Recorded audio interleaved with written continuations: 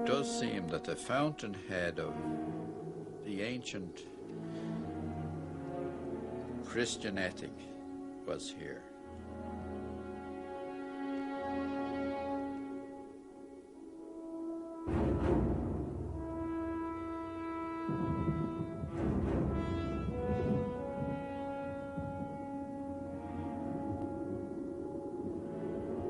It was originally the task of each member of the order to be a compendium of all knowledge, all known knowledge.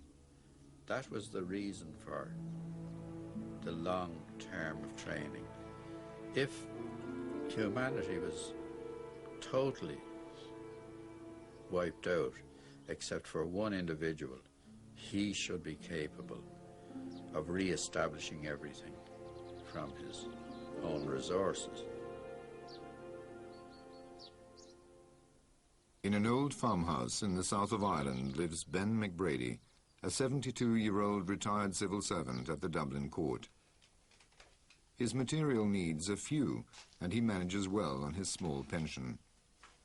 Ben reads 4 hours a day, writes poetry, and tends his garden, where he grows most of his own food.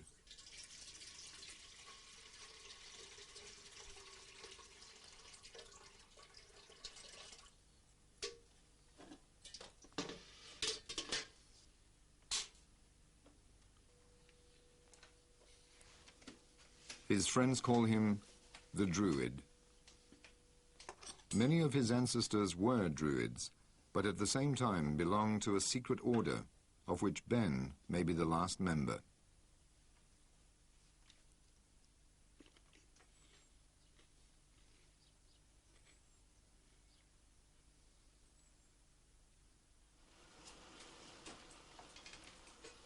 He originally set out to become a priest. Then his uncle, who was a disciple of this mysterious order, changed Ben's destiny by selecting him to become a member. The training started at his 12th birthday and took 18 years to complete.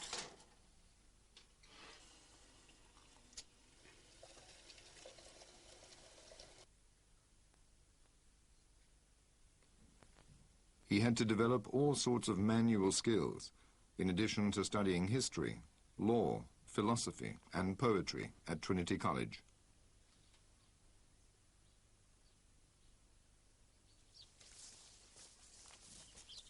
At 30, his training was completed, and Ben became part of an isolated triad within the order. Unfortunately, the 2 other members of his triad, Milo and Casimir, died unexpectedly. So now, Ben is alone.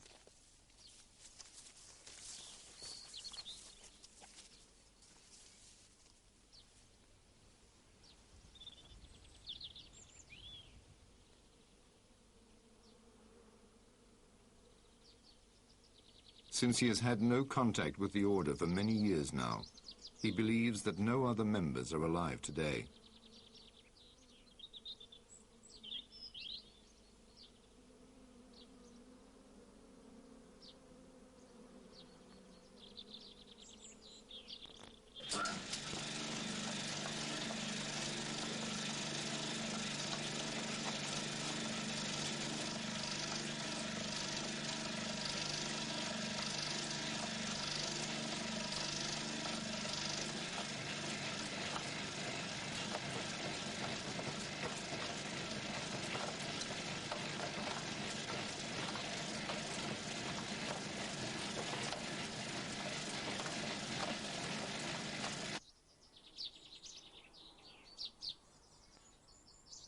Ben's story could be the final chapter in a long and fascinating history. With Ben McBrady, a tradition which has existed for 3,000 years may disappear.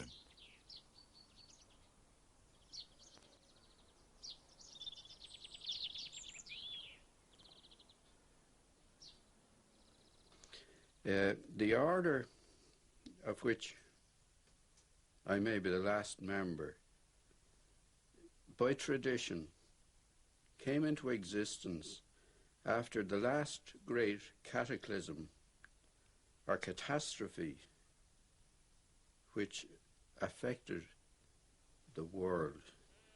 Now, with these great and terrible impacts on the earth by great electrical storms being caught up in the tails of meteors or showers of meteorites, civilization as we know it was totally destroyed.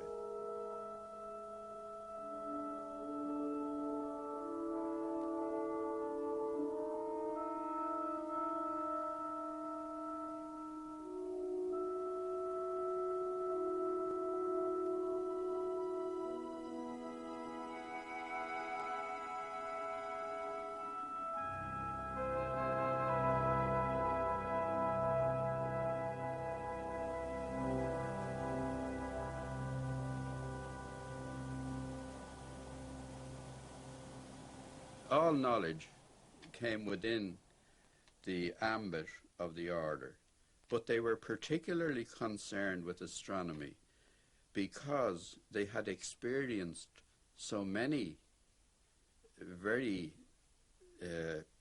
significant calamities. And it was thought that a full knowledge of astronomy would enable enable them to predict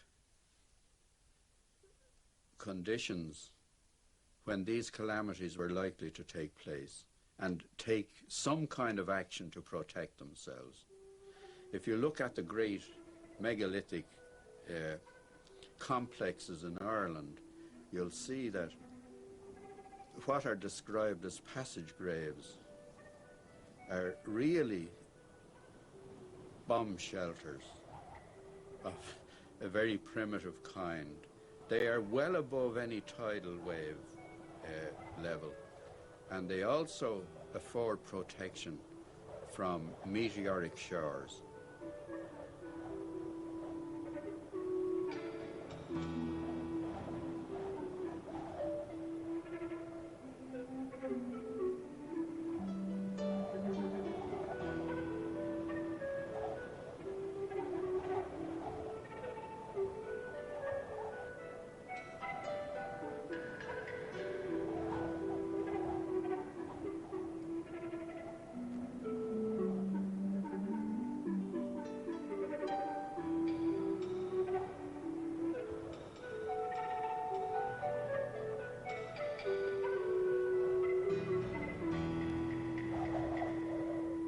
These shelters from aerial bombardment are very common, and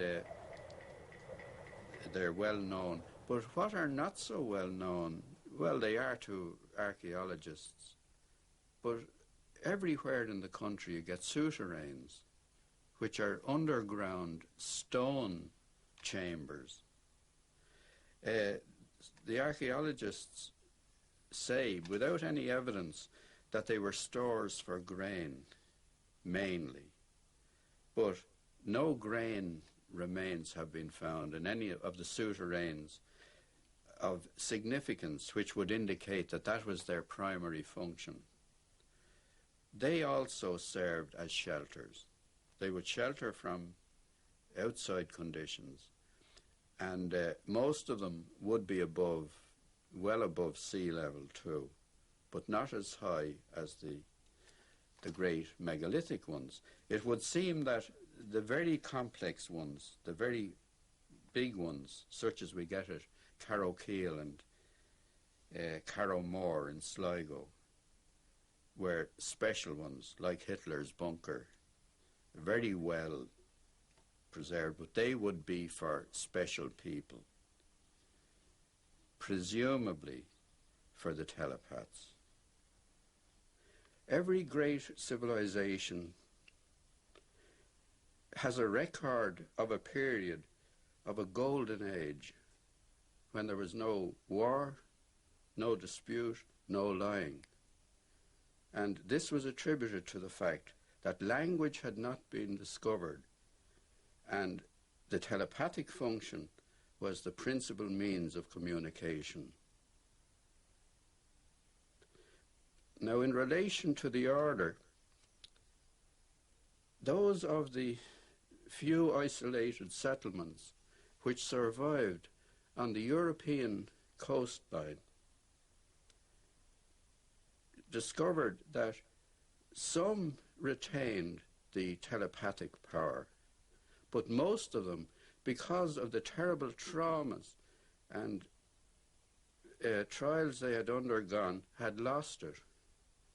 These isolated groups then began to migrate east, and in so doing, they had to, in their isolation, develop languages as a means of communication. It does explain why disparate groups scattered all over the earth today have languages with no connection, languages which arose spontaneously.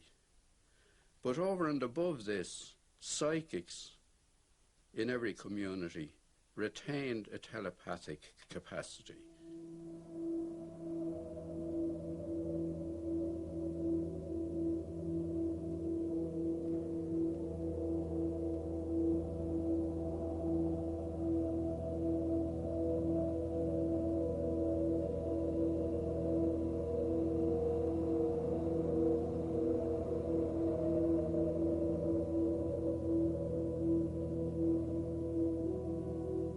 Members of the groups who emigrated east returned to the west.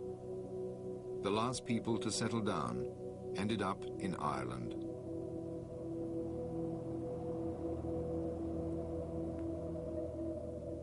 By then, the remaining telepaths had formed a secret order.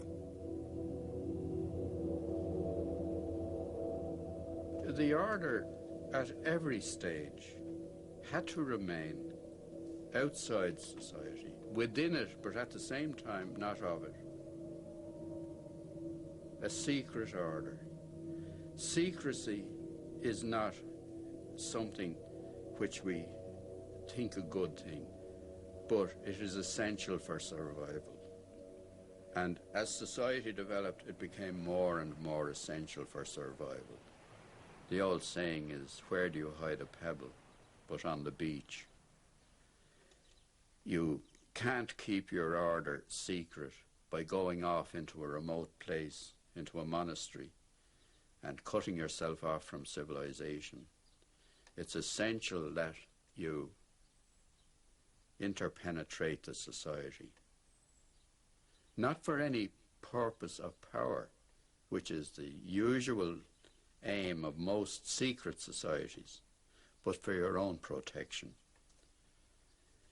And a secondary function, as far as I can see, from my knowledge of the history of the order, they tried at every stage of history to influence for the good the way history was developing.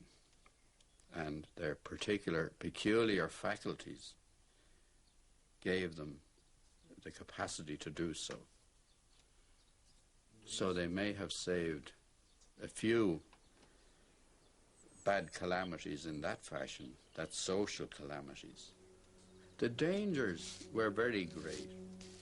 The telepathic capacity is the great danger. It's the great source of danger. Kings, princes, made prisoners of telepaths to use them to interpret the thinking of those around them, to know who are their enemies, where the threats came from.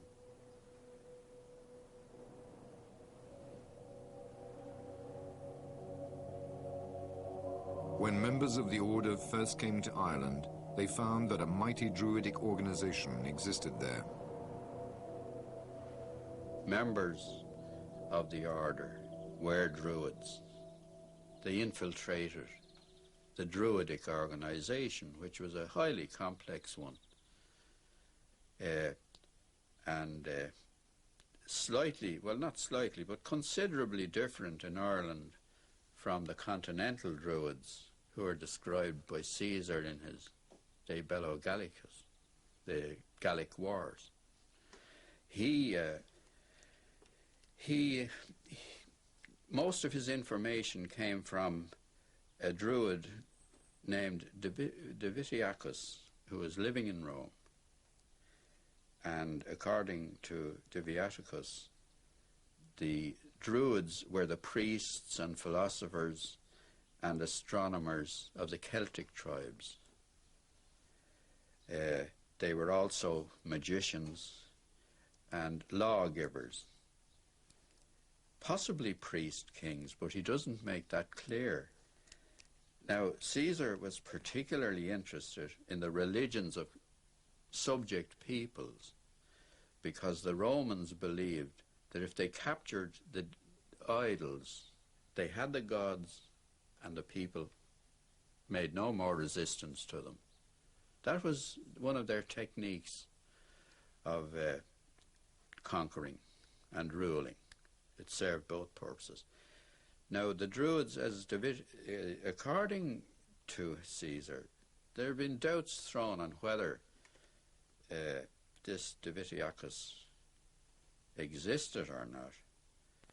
But according to Caesar, these Druids had a great annual ceremony in which they had sacrifices. Historians nowadays agree with Ben that no human sacrifices took place in Ireland. However, the Irish Druids did have their ceremonies, among which were the celebrating of Beltane at the beginning of May and Samhain in November.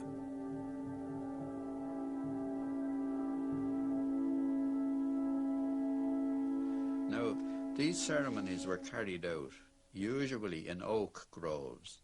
The oak was a sacred tree to the Celts and to a lot of Aboriginal people, or primitive peoples, who saw spirits in rocks and stones and rivers and growing things of all kinds. The name of the oak, the root term for oak is drua, and from drua, from the practitioners under the oak groves, they got the term druids or druidi, which was the Roman term for druids. Now in Ireland, by coincidence, synchronicity, call it what you like, the Druidic order were worshippers of the god of the sunset, the Da Rua, the red god. And a priest of that order would be called a Chela Da Rua, a servant of the red god. And with a very common thing that happens with language nowadays, we drop the first term. We drop the substantive for the adjective. That process has continued all through time in language. So Chela Da Rua became Da Rua, and Da Rua became Drua or Druid.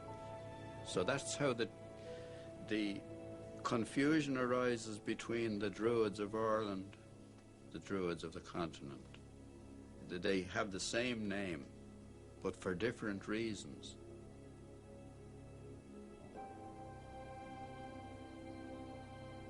Possibly a lot of the fame and esteem that the Druids earned for their knowledge and wisdom derived from the fact that members of the order were among them. And we have that, I think, manifested best in the case of Lugar MacLugar, whose burial place we'll go to visit. MacLugar was the most important Druid of his time, also a member of the order, and appears to have been an ancestor of mine. For many centuries, priest kings ruled the kingdoms of Ireland. In the 12th century, the leadership function was split in two. The Herenach took care of the worldly matters, while the bishop was responsible for spiritual affairs. Both were hereditary functions until 1699. The genealogies have been manipulated by early Christian historians to suit their own ends. But I am connected with the diocese of the two Kilmores. A Herenach of the two Kilmores could only come from the one bloodline, which is mine. And MacLugar is the ancestor of the earliest recorded Herenach of the two Kilmores. He is the one who is named as the ancestor of nearly the whole pantheon of early Irish saints. According to official history, the Archdruid Duftar MacLugar was baptized by St. Patrick in the 5th century. Duftar was the son of Lugar MacLugar. The same Duftar MacLugar was the father of St. Bridget. If we go to the early history of Christianity in this country, the traditional view is that St. Patrick came here as a captive in the 5th century. But by our tradition is that if ever he existed, he came here in the 2nd century. Thomas Carlyle, the great English writer, historian, he was told once that there were 30,000 words written to prove that St. Patrick came to Ireland. And he said that there are just as many lies.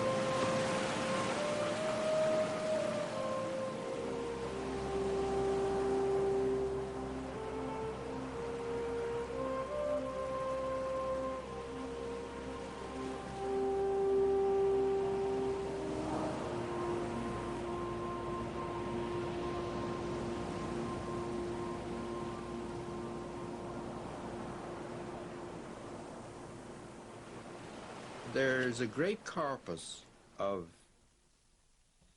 written material about St. Patrick and early Christianity in Ireland. Maybe not so well known, but it's loaded with anecdotes and tales about the interaction of the Druids with St. Patrick and his followers and the conflicts between them, and how, above all, the only one who was able to smooth over the problems was MacLugar and his descendants.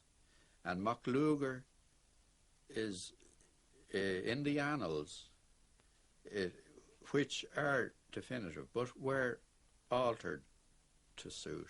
MacLugar, with a number of other filla and scribes, was given the job by St. Patrick of transcribing, putting into writing for the first time, the traditions of the Shenkas Mór. The Shenkas Mór was the great corpus of knowledge. It's well known to modern scholars that the genealogies were meddled with. The lists of the kings were meddled with to fit in with a time scale that was wrong, and to phase out the pagan influence, which was still there, to endeavour to phase it out. So our annals start with the year 432. our written annals, which is the year in which St. Patrick is claimed to have arrived. And to me, I can see MacLugar as one of these great characters who emerge in a few generations and totally transform the character of a society. It has happened. But because of the conflicts between paganism, Christianity, he is written out of history, ultimately. I look on him as the inventor of Christianity after St. Paul. St. Paul invented the Roman Christianity. MacLugar and his group were the philosophers who laid out the main tenets of pure Christianity.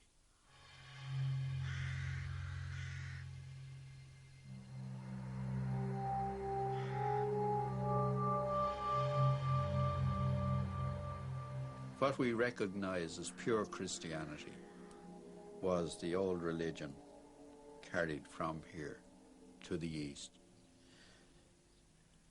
But it does seem that the fountainhead of the ancient Christian ethic was here in Killeen-Cormac. It's a big claim, but over the centuries we have had the phenomenon of thousands upon thousands of Irish missionaries going all over the world, more than any other country, spreading Christianity.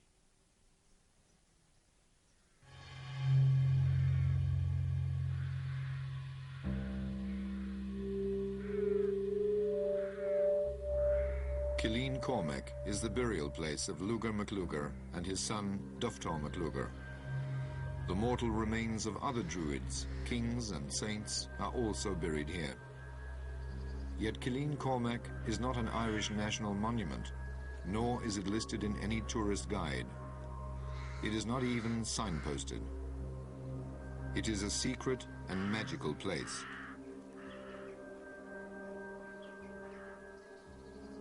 MacLugar and his antecedents and his successors lived in an area called Kennel Lugar in County Kildare, which in ancient times was a great marsh.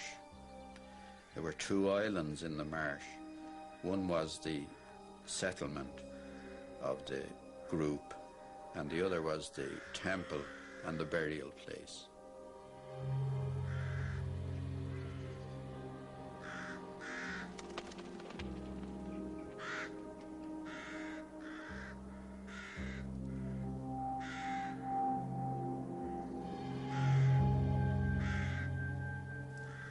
The ancient stones there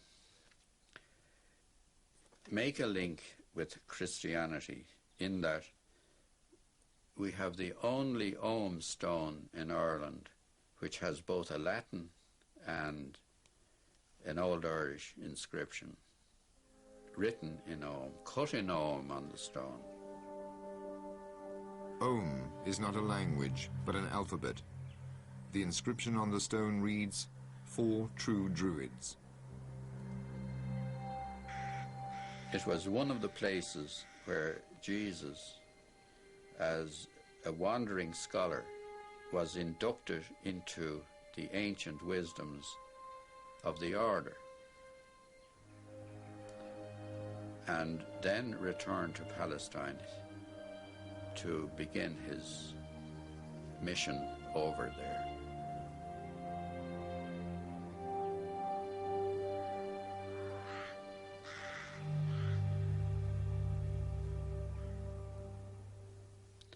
And up to the last century, a place was pointed out as the Jew's house. It didn't mean that that was simply where Jesus stayed, but that was where Jewish scholars were located. Scholars came from all over the world to ancient Ireland, and that drift continued well into medieval times. there were over 5,000 foreign students in the great school. Clonmacnoise had that number, but the more important school was in the Midlands, Clonard, St. Finian's School at Clonard. That was the school where St. Columkill was educated. But you must remember that well up into medieval times, those schools, though purporting, and monastic schools and settlements, though purporting to be Christian, were carrying on a pre-Christian philosophy, religion, observance, and were always in conflict with the Roman version of Christianity. These fundamental differences led in 1155 to Henry II getting the papal consent to invade Ireland in order to restore and safeguard proper Roman Christianity. Together with economic reasons, this resulted in nearly 800 years of British rule in Ireland.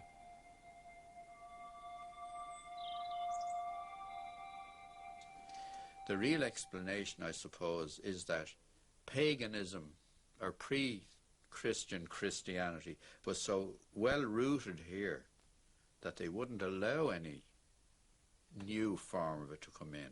That's Roman Christianity. That we still carried on the ancient philosophies and beliefs, and some of the solar worship which was absorbed into Christianity. If we see we can't see the very early churches, but the earliest we have clearly are just small temples for solar worship. And you see it in Glendalough too, the earliest churches. They simply allow a ray of light to come in to illuminate the altar and the sacred vessels and transform. That's the transubstantiation, the changing of the energy of light into the liquid which goes into your body. That seems to be central to all religious practices. It's the core of religious belief. The monstrance, in fact, is a vestigial relic of sun worship used in Christian churches.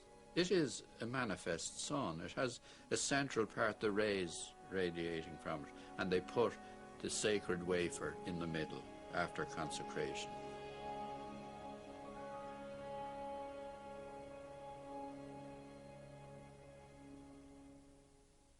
Each king had his druid, but Christianity, they were incompatible with Christianity, and they disappeared as a group.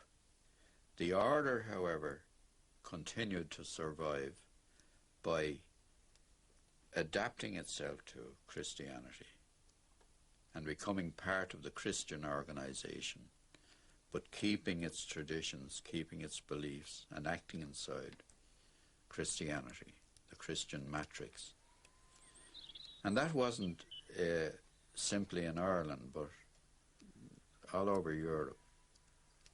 And we find then MacLuger not only adopting Christianity, but becoming the ancestor, as the genealogy shows, the ancestor of most of the early Christian saints in Ireland, and the ancestor of the royal houses, including my own, the bishops of the two Kilmores.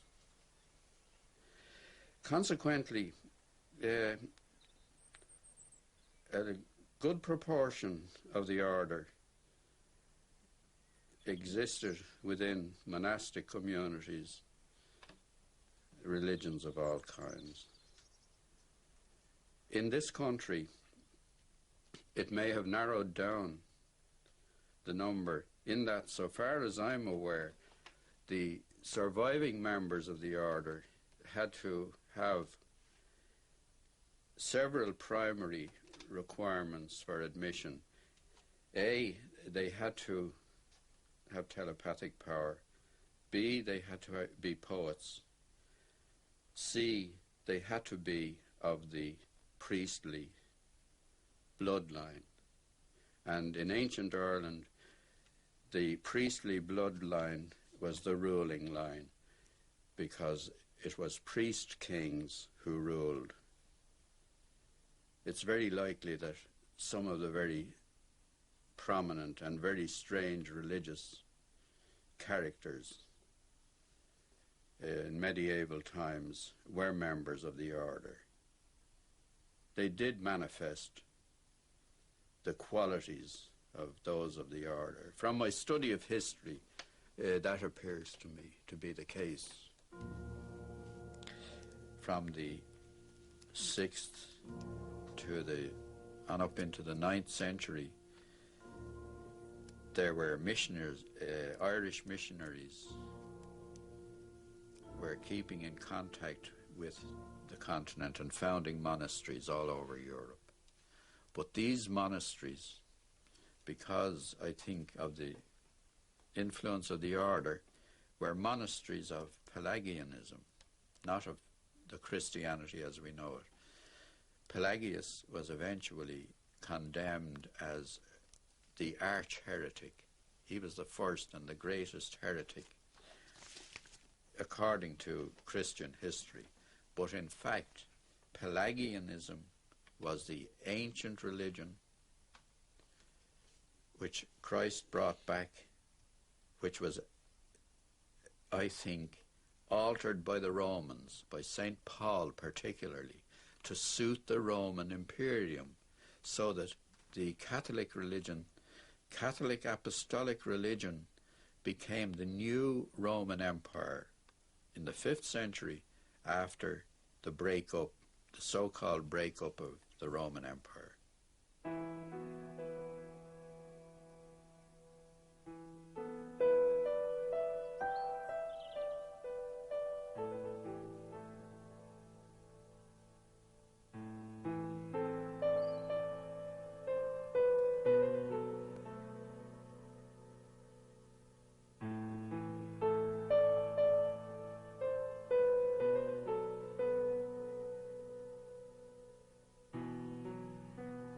It was originally the task of each member of the order to be a compendium of all knowledge, all known knowledge. That was the reason for the long term of training.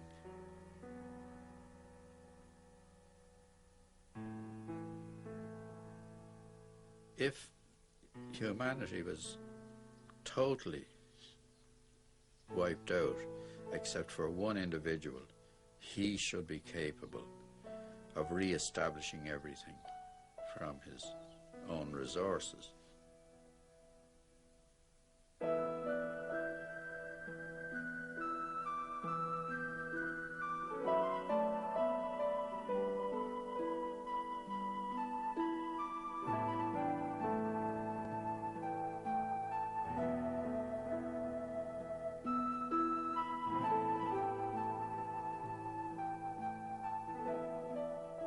Now, because in the last 2 centuries, because of the exponential increase in knowledge and techniques and skills, medicine, everything, it wouldn't be within the compass of a single human mind, or you wouldn't have the time to train someone to encompass everything. The system of triads was developed, whereby 3 were brought together. Ben, Milo, and Casimir formed such a triad. Because of their telepathic powers, each was able to draw on the other's knowledge. But because of the increase over the last 50 years in radio and telecommunication, telepathy has become impossible. According to Ben, all human communication, language itself, is suffering severe damage. And that is why it was a primary function of the order to preserve language. Language is a kind of magic by which we trigger off telepathic transmission of messages between us. And if you look about the world today, we are becoming more and more confused, more and more cut off from one another. We're all living in our own little realms of unknowing. This is the great dilemma of our times. We will never have an end to cruelty and war and oppression and greed and all these evils that we see bubbling all the time. This is a thing which I believe very strong. I know it. I don't just believe it. I know it. I see it about me and I sense it. There has to be a great revolution of the spirit. Otherwise, the world is finished. It doesn't need the atomic bomb. It doesn't need any of the worst horrors of modern technology, the smart bomb, mustard gas, nerve gas. We will destroy ourselves in some other fashion. But it's essential the amnesia is got rid of, that we get back to a state of primitive thinking, clear. Technology must be brought under proper control. We, in the order, we never condemn technology because it has given great benefits to humanity. It has taken away a lot of suffering and pain in medicine, and it has enabled knowledge to be diffused much better. But at the same time, it has outstripped the development of the spirit. And then the evil side of technology. We've seen its results everywhere. So this revolution of the spirit will have to be achieved. And this time it'll have to be achieved without the help of the order. So the order has ceased, in my opinion, to have any further function in society. When people say to me, oh, do you not feel in despair because you think you're the last of the order? And I quote Tennyson to them. Tennyson says, the old order changeth, yielding place to new, and God fulfills himself in many ways, lest one good custom should corrupt the world. We must change. A new order will evolve, a new order will emerge. It's either that or total destruction. And when I say total destruction, it doesn't mean absolute annihilation, but the ending of things as we understand them.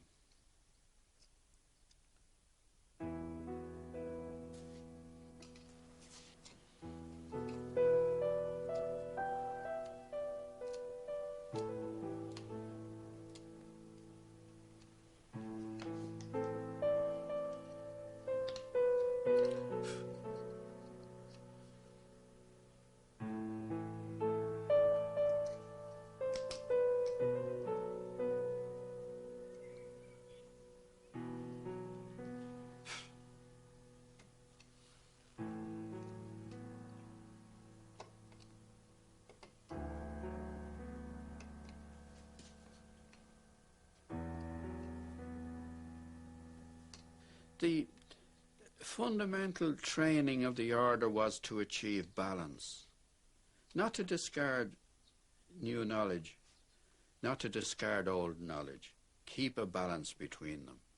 Keep a proper balance in everything. That faculty has been disturbed. Order depends on a balance of forces. You can't have a cosmos, as Einstein says, designed by an idiot. There has to be order. In fact, the meaning of cosmos is order, as against chaos, which is disorder. The balance between these two forces must be achieved.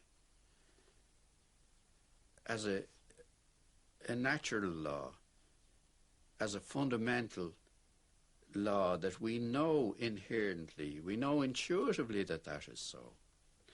I've been told this very often, and I said it myself, that if you had scoured the world for the most unsuitable candidate to be a member of the order, I was that person. So far as my mental attitudes and general disposition are concerned, that I always had within me A, an inborn skepticism, and B, a sense of the ludicrous, which made me look on all rituals and practices as being games playing, and a carryover of other childish attitudes into adult life.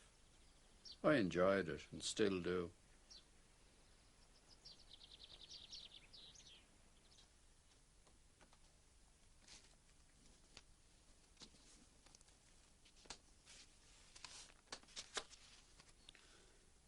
He kissed me under the Moorish wall, and I thought, well, as well him as another.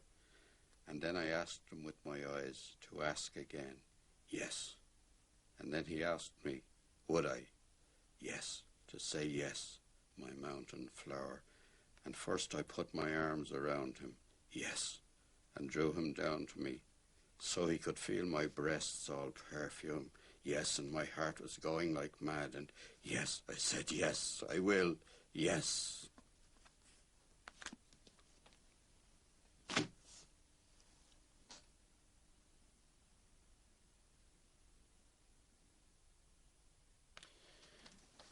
The way I look at life is what distinguishes, say, great writers like Joyce from others is that they are yea-sayers to life. The last sentence in Ulysses is yes, yes, yes.